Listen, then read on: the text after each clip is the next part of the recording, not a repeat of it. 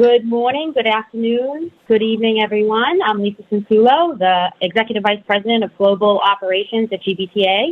We'd like to welcome you today to the WINiT in 45 webinar series. WINiT wherever you stand, job seeker and job holder. A couple of housekeeping notes, if you don't mind. We are recording this session, so you will get a copy of it afterward. We will be sending out a survey at the end of the session, and we'd love it if you would fill it out so that we can continue to provide you with content and speakers that are important to you. Also, if you have any questions, we'd like you to put them in the chat box, and both Mick and Kelly will do their best to get those questions answered for you. And lastly, if you're not already on mute, if you could put yourself on mute or I can mute you, that would be terrific. So a quick recap of today, we'll have job seekers and job holders and how to effectively network in your current environment, the importance of your pitch and actionable advice to get a job for job seekers and for job holders, how to remain relevant, continue to add value, and always pay it forward to your colleagues. So with that, I will hand it over to Michelle Mick Lee, Managing Director, Corporate Services at BNY Mellon. Off to you, Mick. Thank you so much, Lisa. Thanks, everyone, and welcome. And yes, I am the one driving, which is why we started at the end. But I'm so thrilled to see everyone and to know so many of you that have joined us for today. I have been both a buyer and a supplier for over 30 years, and I've done a lot of interviewing.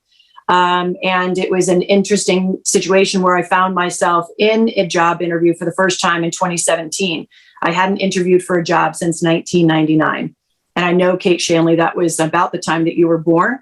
But I'm so excited with the fact that so many of you guys have gotten together to have this conversation with us. I am grateful because someone called me out of the blue in 2018 that got me the job that I'm in today. And my goal since then has been to pay it forward with others. What I have found, and I believe in myself having been on both sides, is that we're all a moment away from shifting to the other role. So I'm really happy for the time that we have spent together. When I was putting this together, and I thank you for those of you who have rejoined when we were originally planning on doing this in May, I thought of wanting to partner with someone who cares as much about this industry as I do, and also someone I happen to think is absolutely one of the coolest people on the planet. So with that, my partner, Kelly.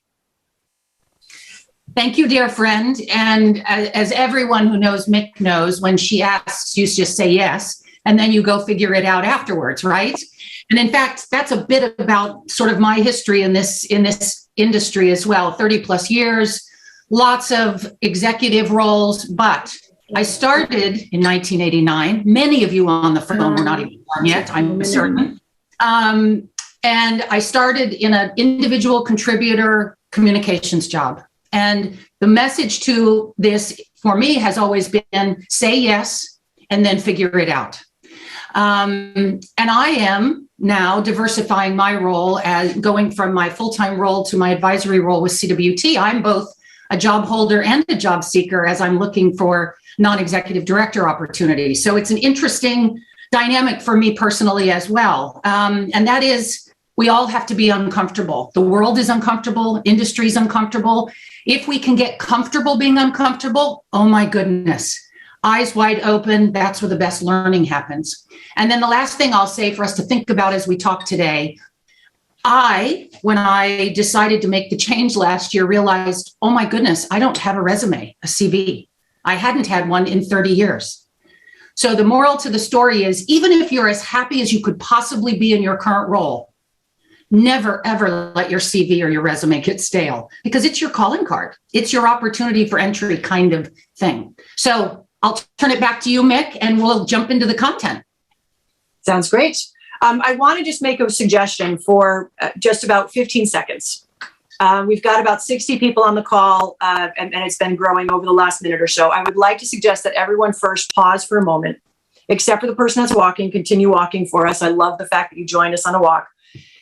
But take a deep breath and pause for a moment. You've joined this time because you want to give something to yourself. The way for you to get the most out of our 40 minutes together is to engage and be focused. When it's possible, turn the phone off. If it's not, put it on mute. but put it to the side so you're only looking at it when it's something that's really critical. But do this for yourself. Whether you're a job seeker or a job holder, we want to ensure this is time well spent, and we want to make sure that you are completely present in our conversation. Now, you're going to see me look down because I'm driving here, and I'm going to be looking at the chat box. You're going to see me looking at my phone to chat with Kelly and make sure we're on the same page in my notes. I'm fully engaged and present here. I just wanted to let you know when you see me looking around. So with that, and again, welcome to everyone who's joined us a few minutes late. If everyone could go to the chat box, because that's a way for us to engage. Go to the chat box right now and say hi, where and where you're from. Let's get used to using this chat box so it's a constant communication between us as we go forward. There's nothing worse than joining a call and being talked at. We certainly don't want to do that. I want to thank again the people from May 6th, where we had to make a cancellation, who have rejoined us and have been in contact with me since that time. The way that we've organized this conversation is we're starting with the survey results for those who registered early. We sent a survey for those who did, and we have your top 10. So we're going to ask you to vote on what on your top 10 you want us to cover, and that's what we're going to talk about. So if you did get the email from me last night, pull it up so you can take a read of the top 10 as I'm talking. I will put it up on the screen, but it will be a quick screenshot so that you'll be able to vote in the chat box. Hi, Mike Daly. It's so great to see all these names and familiar faces. We are going to stop sharing the screen shortly and have an open conversation. So if you choose to go on camera, you are certainly welcome to do so. Okay. We wanted to talk about who is on this call today. We've got over 60% job seekers. We expected to have a higher amount for job seekers, and I wanted to thank the hiring managers who joined us. And we have a lot of fabulous links that we're going to be sharing at the end of this. We've got both the drawing for those who are out of work, and we've got over 100 jobs that we're going to share with you. So please stay tuned. There is also a lot of talent on this call. Kelly and I are not here together because we think we have all the answers. We know that we don't, although she has far more than I do. But we want this to be an engaging conversation. So please comment in the chat box and point out things that you've learned. If you want to, there are several people that are on this call because, like me, they want to give back to the community. Put that right in the chat box. If you wanted to offer up your services to look at someone's resumes, if you wanted to offer to do mock interviews with someone, if you have a job, put it right in the chat box. We're going to capture everything after this conversation, and we want to make sure that we're all giving back to each other. We've got about a half and half buyer and supplier. This surprised me a little bit. We do have more buyers than I did expect, but I love that we've got a good mix of people here. And I wanted to also recognize that there's a lot of categories, and there's certainly a lot of people from the technology group that have joined us today from a very, very various backgrounds. So here's our first 10. So this is what I emailed you. So if you got the email, there's nothing different on this page. If you're seeing this for the first time, write down or put into the chat box which one is most important to you. So go to the chat box and write seeker and a number. I'm going to put it back up on the screen. And Christina is going to track this for us, and she's going to text us the number one answer, give or take. It's not scientific. But which of these 10 do you want us to spend a bit more time on? Lower level role, still looking. Imposter syndrome. If we don't get to imposter syndrome, Hank Benedetti, Beth Knurk and I are doing a session at GBTA specifically on imposter syndrome. So certainly stay tuned for that. Is the time I'm spending on my job working? And there's two of those. Two people said that. Questions about headhunters returning calls. Is networking best for job search versus job boards? Does network really matter? Is it really going to get you what you're looking for? Always the bridesmaid, never the bride. Great interviews, no offers. And how do I get a remote job? What skill sets and how to articulate transferable skills? So this is going off screen in a couple more seconds. And then I'm going to get into the two things that really resonated the most with me and what was mentioned a couple of times here.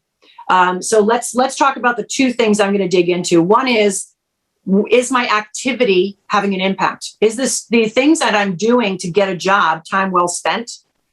And networking, does it really work? Okay, So it's a quick exercise. Grab a piece of paper real quick and a pen. The technology folks on the call probably said I don't even have that because they're technology specialists. Small piece of paper will work. Here's what you do. On that, you make a list of things and cut it in half. On one side, you put the tasks and activities that you're doing towards the goal. And use this for anything. I use this example as get a job. So what are those tasks that you do? It might be applying to everything in LinkedIn. I'm looking for volunteer opportunities. I'm chasing the headhunter that has not returned my call, despite the fact that I have interviewed 4 times for that role. One a day. This is something I do suggest everyone do. And I was out of work for most of 4 years and did this. I reach out to one person in my network every day and attending industry webinars. So here's your activities on one side. On the other side, cite some impactful moments that came from an activity. So maybe you were able to help someone else who's out of work. You were asked to be in a speaking engagement. You actually had a feeling where you were heard.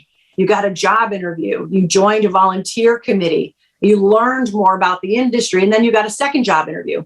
So once you have this list, here's the activities that towards the goal and some really good feeling, good moments towards it, and then circle and connect all of the activities toward what that moment was. You attended a networking event and you learned more that you're going to use in your interview. The one a day, you know what? You felt heard and you know you're not alone. There are a lot of people in our industry that are out of work right now. You attended an industry event and you were asked to be part of a speaking engagement. When you finish that exercise, look at what remains. Applying to all openings in LinkedIn in my field. I had easily 3 figures of applied jobs active when I was out of work. And you know what? None of it worked. It did not work. What did work is when I applied for jobs where I had a connection or I found a connection to the company. You're chasing a headhunter who has ghosted you after 4 interviews and you're baffled by this. Understood, but he's just not that into you. Remember that Sex and the City episode for those who saw it? If a headhunter thinks you're the right person for the job and it's the right fit, they will find you. They will get you. Let it go. It's not worth your time. So this exercise really helped me to make sure that I'm spending my energy on the right things. The second thing I wanted to focus on is, does networking really work? And the answer is absolutely it does. So I've got some numbers on the left-hand side of the screen. I posted 6 roles in the first quarter of 2021 and used only LinkedIn. I got over 1,300 applicants in the first 2 weeks alone. I interviewed, along with my team, as many people as we possibly could. And of the people that I interviewed, every single one of them came from my network. They might have had a fantastic resume. We got a lot of fantastic resumes. But when, for example, Kelly called and said, I've got someone that you should take a look at, I did. 60% of those people that I interviewed, 60% were hired that came from my network. And you know, Mick, that's such a great example, because in this case, that candidate, someone that I tried to hire back in Asia Pacific, wanting to relocate back to Europe, and wasn't sort of the right candidate on paper, right? He didn't look like the perfect fit. However, because Mick trusted me and I trusted her with him, she said, yep, we'll take a look at him. And in fact, she has now hired him. And so it shows how transferable skills are, even if it isn't 100% clear at first glance. And the network works. Otherwise, Mick probably wouldn't have even looked at this candidate if it hadn't been for my referral. And I will say, and no negative to the person, but because there are so many fantastic resumes and so many great people that are out of work, the one thing that really stood out was the fact that this was someone that came from someone I trusted in the industry. Okay. So with that, I want to just remind you of one thing. There's 43,800 minutes in a month. You deserve to spend 60 of them to foster your network every month. When you look at it that way, it is absolutely time well spent and doable. The time to network is not in a time of crisis. Very important and what I do is I've actually blocked 30 minutes every week that just says industry. And during that time, I reach out to someone who is in need I have a list, sadly, of between 40 and 45 people who are out of work that I've been looking for work for. I'm thrilled that a lot of these are getting crossed off, but every day it gets added to it. So it helps you to do something for yourself as well as do something to someone else. Okay. So with that, here is the next grouping for you to vote on. These are the 10 things for job holders that were sent to everyone last night. If everyone can go to the chat box and put holder and the number that you would like to cover. My company was acquired. How do I promote myself? How do I get promoted now and grow into the role? Maximize the impact of presentations. Demonstrate value when surrounded by extroverts who dominate discussions. And that came from more than one person. How to teach leaders to be more inclusive when opinions differ. We're losing people in the industry. How do we retain them? Differentiate yourself from other leaders. Stay relevant in current role. Best articulate value and create opportunities where I am today and help colleagues in the industry who are out of work. So I'm going to hand it over to Kelly in a moment. And this is your last few seconds while this is on the screen. Vote in the chat which of these 10 you would like to hear from us most. And Kelly, over to you. Yeah, and I've been watching the chat. They're flying in at the speed of light, and it looks like every number has been picked. So I'm going to cover the couple, right? A few things for us to focus on. And I saw this in the chat, networking. And is it a two-way street? Yes, it is. Giving and taking, offering help as much as you're asking for help. And the power of mentors, sponsors, and advocates. This, I hope that we've all had really important people in our lives that we looked up to in our careers, right? Mentors who helped show us the way. Reach back out to them. Sponsors or advocates are folks who, will speak on your behalf, say great things about you. And that, again, goes both ways. You also want to advocate for others. Learning how to advocate for yourself. And no offense to our gentlemen colleagues on the call, but men, this is a proven fact, are much better at advocating for themselves than women are. Women often don't think that I'm necessarily qualified. I need to meet 100% of the criteria to be eligible, when in fact, absolutely not. And then redefine what career progression looks like. I've been talking to lots of folks about this. Often a lateral move is as important or more important than a promotion, because a lateral move into a new part of the company, a new part of the organization, into a different department will be growth, will be learning, and at some point in the future will show depth and breadth of your experience. Also, influencing without direct accountability. Oh my goodness. This is all of our opportunity for our industry, for our companies, for each other to make sure that we are accepting responsibility to drive that discussion around inclusion, to create an atmosphere where everyone feels safe and has a voice. And then there's been a lot of comments about how do we take our travel industry related resume and make it more open to other industries and I was going to suggest this as well. It's a small investment to hire a professional to help you do this. I did. Last fall, when I started looking for non-exec roles, I hired someone because it was overwhelming. I was a bit paralyzed because it was just too much, right? And so I really wanted to make sure that my documents captured the unique things about me. And that's what I would say to you. There's a lot of stuff that's going to be the same. You want your resume to be the things that are unique about you. So let me dig into a couple of quick items that I think are probably most relevant. On this next slide, you'll see that my thinking around redefining career progression, and honestly, that's what I'm doing right now. I never honestly, a year ago, would not have thought that I would be at this place in my career. But this point about lateral moves, imagine how exciting it would be to learn something new. I'm doing that in some consulting I'm doing for another company completely outside of the travel sector. What they wanted was my commercial expertise. It's super relevant and transferable. You can also give back and volunteer for projects within your company that are outside of your area of expertise. Raise your hand. ask for opportunity to be part of other things that maybe have not been part of your area of responsibility so far. And then, as I mentioned earlier, you can add value even if you're not 100% qualified. And I promise you, every step of the way in every job I've had over 30 years, I had no idea what I was doing. I was being asked to take on responsibilities that were completely outside of my comfort zone. I said yes, and then I surrounded myself with really smart people who helped me find a way. A lot of listening and a lot of learning. So if you see an opportunity within your company, outside of your company, a volunteer opportunity to broaden your skill set, to learn something new, to give back, I promise you will add value, and it will keep expanding your network as well. Thank you, Kel.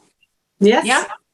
Okay. So here's what I would like to suggest that we do. We've got a couple of the finalists, the remote working for the, how do you get a job? If what skill set are you needing to convey if you're looking to get a job in a remote environment? That was one of the top ones for the job seeker. And so let's do this. Let's remove the spotlights, Lisa. Let's just have the conversation, and we'll start with this one.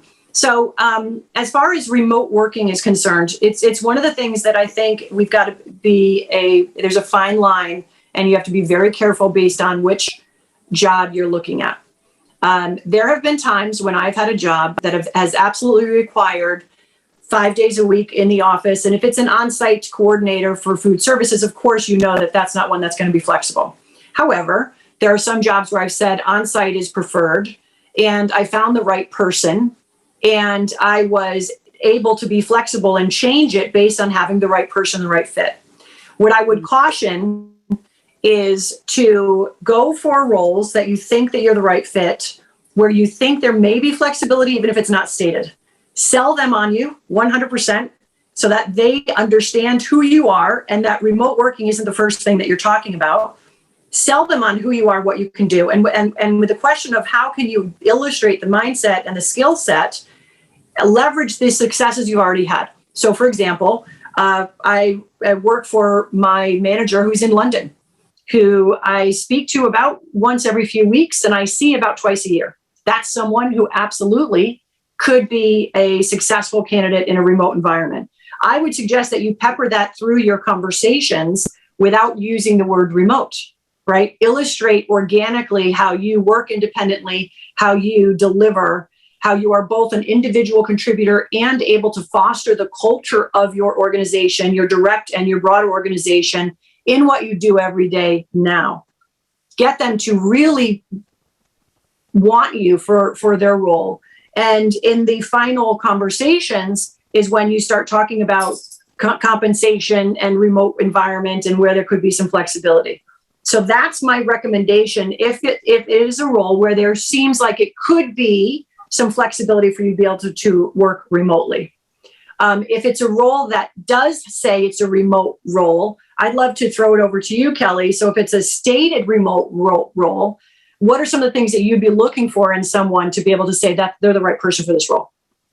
Well, and you know, Mick, I will add, if your first interview with either the search headhunter person and or the hiring person happens to be virtual, imagine this is your first opportunity, your first impression to show how good you are as a communicator. Because what I would look for and what we're all looking for, as everybody moved home at the beginning of the pandemic, and now we're all sort of in a state of everyone's trying to figure out how much remote work, how much virtual, all of it. It's all about effective communication. How effective can you be, especially if it's a leadership position? How effective can you be as a leader engaging your team, creating an inclusive environment if you're doing it virtually? So think about how you can do that. If you're an individual contributor and you're going to be part of a team, again, how are you going to actively participate in that team's success if you are virtual? You have to demonstrate this in the interviewing process. So When it comes time to talk about, well, where am I going to be based and compensation and the rest of it, they already are in love with you. They can't live without you, because then there's always a bit more flexibility. So if it's not stated or even, have them fall in love with you. And then it will be all about how to make it work together rather than the things that separate you. You end up talking more about the things that are common. So we all now want to use this technology we're using today. Imagine we wouldn't be able to have this meeting today, this session today, if we weren't effectively using technology, communication tools like Zoom, right? So make sure that you are an effective communicator. Little things, guys, like look into the camera. Folks always tell me, Kelly, it's like you're in the room with me. Get out of my living room. And it's because I look into the camera all the time. Mm-hmm. Now, that sometimes means that I have to make it up as I go. And sometimes I have notes, but it really is important to look into the camera if you're doing things more virtually. So it's about selling yourself and your brand and what you stand for. The last thing I'll say is a hiring manager or a recruiter. Number one, by the way, don't forget, recruiters, headhunters don't get paid until they place someone, right? So you want to make their job easy. All the things that are so fantastic about you, you want them to be highlighting that to the hiring person, right? And then in the end, you just have to make sure they can't live without you. And then the rest of the conversation gets so much easier. And that's also why anytime I'm managing an event like this, I say at the very beginning, when I look down, because it is something that people do notice and it is something that matters. All right, let's go to the second vote, which is for holders. And this also came from the chat box as well. Be specific about how to advocate for yourself and articulate your value in opportunities where you are today. What's a couple of things that comes to mind for you, Kel? Well, I think that, our first impression is to always talk about results, right? Okay, well, what did I deliver? And although that's important, I think that companies and teams right now are financial results and performance is an outcome.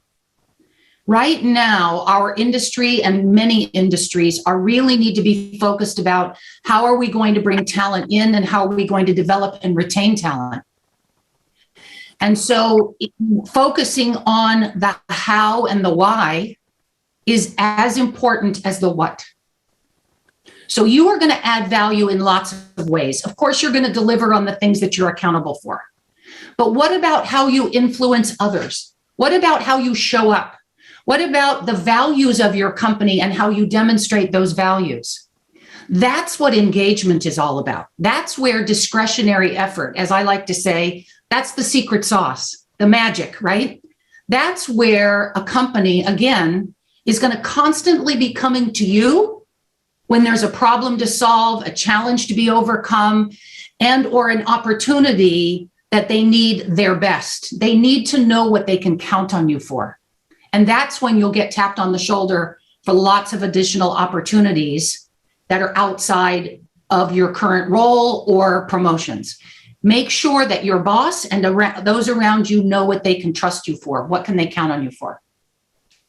One of the ways that I've found to be able to do that, and I welcome the person, I won't call you out in case you don't want to speak, but the person that asked for specific examples of how to advocate for yourself, I welcome you to put your hand up if you'd like to ask a follow-up.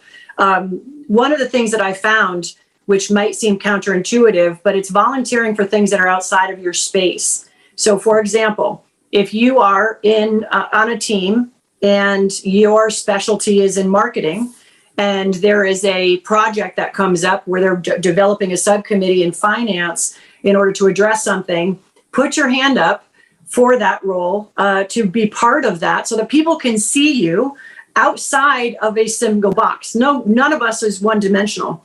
And it's up to us to teach others how you want to be treated and how you want to be seen.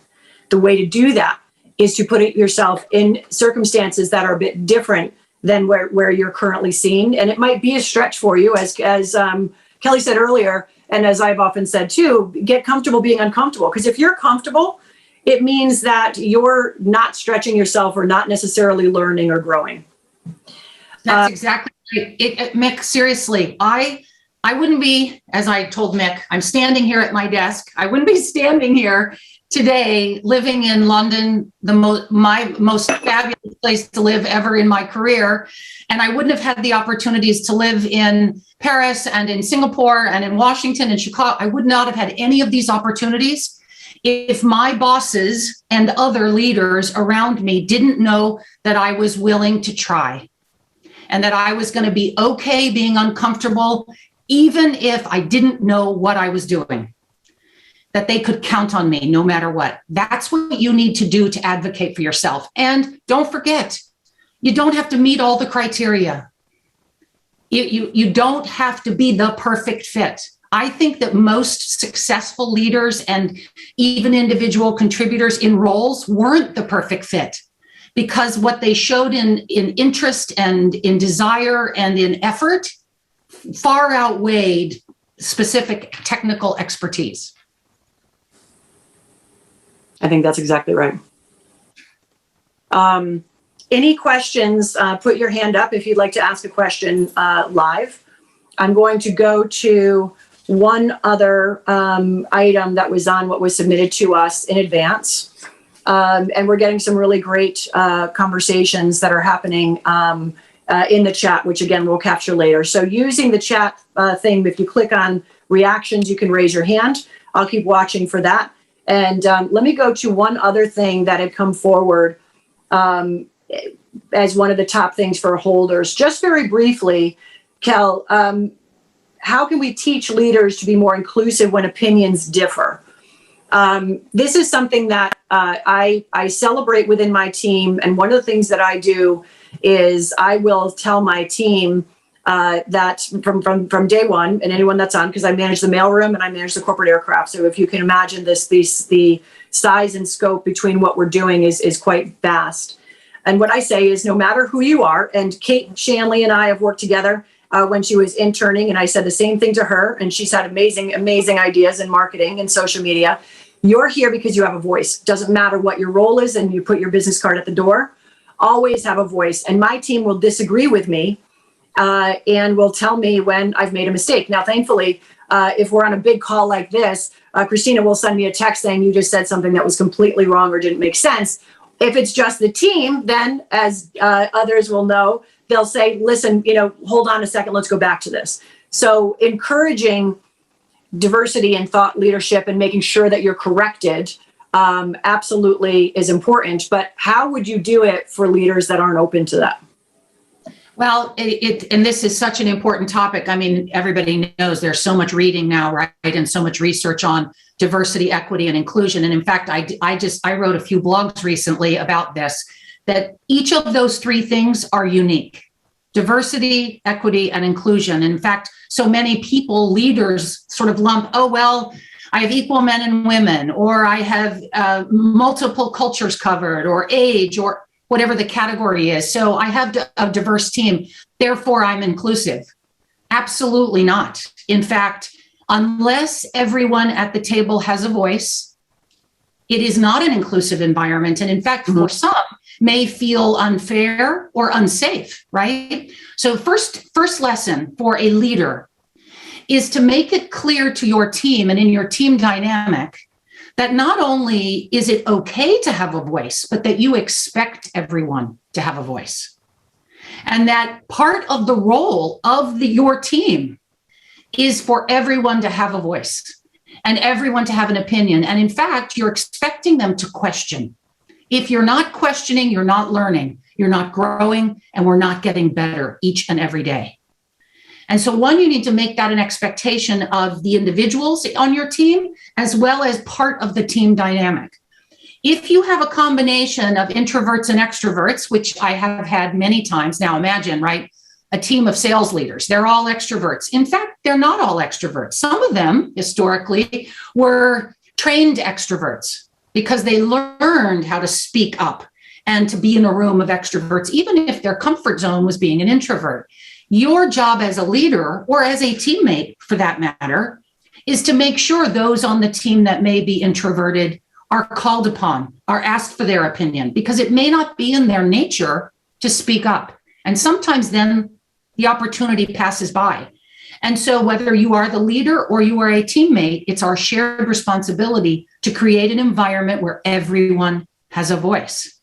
And it is those experiences that are unique to each of us that create the most dynamic opportunity for learning and growth and the best ideas. This is where the best ideas come from, where the best problem solving comes from. And the bottom line is our industry has lots of challenges and problems right now, right? So we need the best minds and the most unique voices to help us solve them. So the last thing you may have noticed on my early slide at the very beginning, one of the biggest gifts you can give to your boss, to a teammate, or to someone that works for you is feedback. Everyone needs to get comfortable giving and receiving feedback. When someone gives you feedback, the only response is thank you. Not to defend your position, not to fight back, all of those things. The best gift we can give and receive is feedback. It's often much harder for the person giving the feedback than it is to receive it, right? So feedback is a way to create an inclusive environment. It's the right place, in my opinion, to begin to create that inclusion. And last thing I'll say, even more important when everyone's working virtually or not everyone is together. Imagine if you've got some of your team together and then other members of the team are remote. They may feel excluded. So we all have to work really hard at making sure everyone is included. Do not take it for granted. It has to be intentional. Agree. I also topic all day. Sorry. I'm with you. I'm seriously, I'm with you. I also look at this as complaints as well. Beneath every complaint is a request. And beneath every feedback is gratitude because of where it comes from. Okay. I haven't been watching hands. I think so we've got David and we've got Marcy. David, if you could go ahead and take yourself off mute. Hi, Mick and Kelly. Great. Thanks for this opportunity. Great to see some industry friends on here. So that's very nice. And great conversation. We are in the middle of the great resignation amongst the United States because of COVID and corporate strategy. As a global head of events for financial firms for 20 years and starting my own business, Make It Happen Management.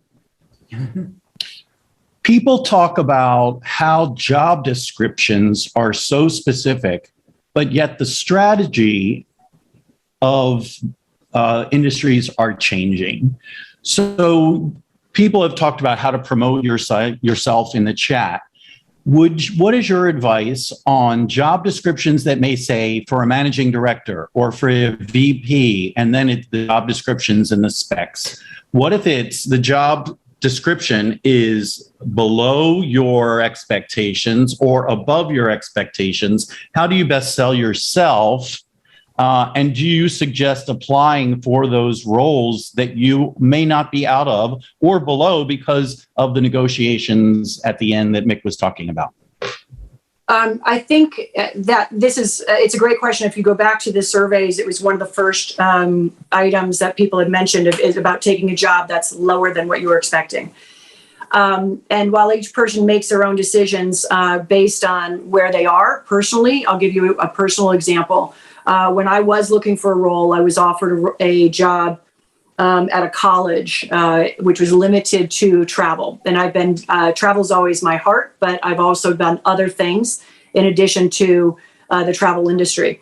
I turned down that role because I felt that it would put me into one specific area, which would not allow me to grow based on the research I had done of the broader department. There are times when you need to take the role that is going to be a little bit of a step backwards. But the thing I think is really important is that sometimes the path is not always straight.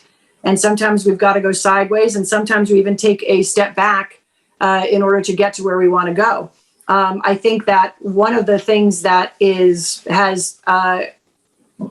really become a mantra to me overall is when you're looking at these circumstances, look instead of what happened to you as what's happened for you. What's the reason this job has come in front of me? What's the reason that this is the job where I've gotten the interviews? And make your decision based on where you think you can take it, based on the hiring manager and who's the person that you would be responsible and reporting to, and what flexibility have they shown to being open to expanding to other areas. So for example, and if you don't mind, David, I'm just going to say this real quick, and then we're going to go right over to Marcy. We'll have one final question before we close. When I met you first, you might have been talking to me about a role that I was looking for in a temporary project manager role that we ended up working together on. But because of the conversation, I knew that you could do, well, actually, my job and several other things. So when I talk to you, I might only have this role that's open, and I brought you into that role. But how much time did you spend on the role I brought you into versus the entire strategic plan that we end up working on? So keep in mind that the hiring manager can only give you what's in front of them and what's improved. What they want to talk to you about is something that could be quite broad to that. They might see you in the same way and give it the chance that they might not officially be able to say when they're bringing you in. Make sense? Yes, it does. And I think LinkedIn doesn't allow for that connection. They basically see your experience and say you're overqualified. And you're absolutely right. It's up to us to find that. And I'm mindful of time, so I'm going to do this if I can. I'd like to go forward in our conversation so that we officially close on time. And I'm going to offer, Kelly and myself will stay after we officially close the recording of this conversation to speak to whoever wishes to remain on a bit longer. This is an offer that we have for all people who are looking for a job. Send me your name and phone number. Again, everyone has my email from the email I sent to you last night. I'll put all the names in the drawing today and offer a free consultation for those who are out of work. We have over 100 jobs. This link is going to be sent to you immediately following, along with the survey of this experience and webinar, so that we can help those who are out of work to find other jobs. So with that, we're going to just give you about 10 or 15 seconds of closing on this. Let me get it over to you, Cal. Sure. I think, again, we started the conversation here in that your network is your most valuable asset. These are the folks who are going to say the best things about you, right? And they're going to maybe make a connection, David, to a hiring manager that you might not have access to on your own directly, right? And so your network is your most valuable asset. Don't wait to nurture that network when you're in a crisis, as Mick said earlier. Even if you love where you are, keep working that network, because you never know who you're gonna meet and what influence you can have. It is a two-way street, giving and receiving. Discomfort is a way of life now. So let's all get comfortable not knowing everything and being uncomfortable. And then you see that photo right there. That is my 91-year-old father, who I'm going to see for the first time in a year, in a couple of weeks. And he says, always, there's a reason that your rearview mirror is small and the windshield is big. There is no point in looking backwards, only forward. And it is the best, especially when you're uncertain, especially when things don't make sense, when you're afraid. It's the best advice. I promise you, my father would not lead any of us astray. Mick? Thank you. And I wanted to close with two things. One of them is that, and I'm sure many of you have heard of this, about you can't control what's happening to you, but certainly you can control how you respond. I wanted to also make sure that I reminded you, because again, I've been in your place, for job seekers, try to be on your own side today. Think about how often you will stand up for someone else or speak to your friend in a way that you won't even speak to yourself that way. It is a very, very difficult time to be out of work. And one of the questions that was asked earlier that I really think is important to close with is, when you're out of work and you're looking to connect with someone, how do you find a reason to connect when there isn't a reason to connect? And one of the ways of doing that that works for me, when someone contacts me and says, hey, I attended your webinar. Can you give me a few minutes of your time? I'd like to get some help on that. It might be, I saw your post where you had mentioned that your friend Kelly, I'm looking for a job at CWT. Can you help me to navigate the waters? Find something specific. And with social media nowadays, it's a lot easier to do. find something specific and a reason to connect, and be very specific with your ask. Not just a, hey, I'd like to grab coffee sometime. We all get a lot of those. But if you say to me, I've got an interview in 2 weeks' time at CWT, Kelly is your friend, help me to figure this out, I'm going to respond to that to the best of my ability. Different with HUD hunters, and HUD hunters, and again, I'm not saying this in a negative way about them. They have a job to do, and that's to make money by connecting people in the best way possible. When you're talking to someone like myself or Kelly or someone else, a colleague in the industry, the only thing I can say is don't give up. If I've missed your email, send it to me again, because I do everything possible to be able to respond to everyone in the best way that I can. So with that, on behalf of Lisa and Kelly and myself, thank you so much for joining us.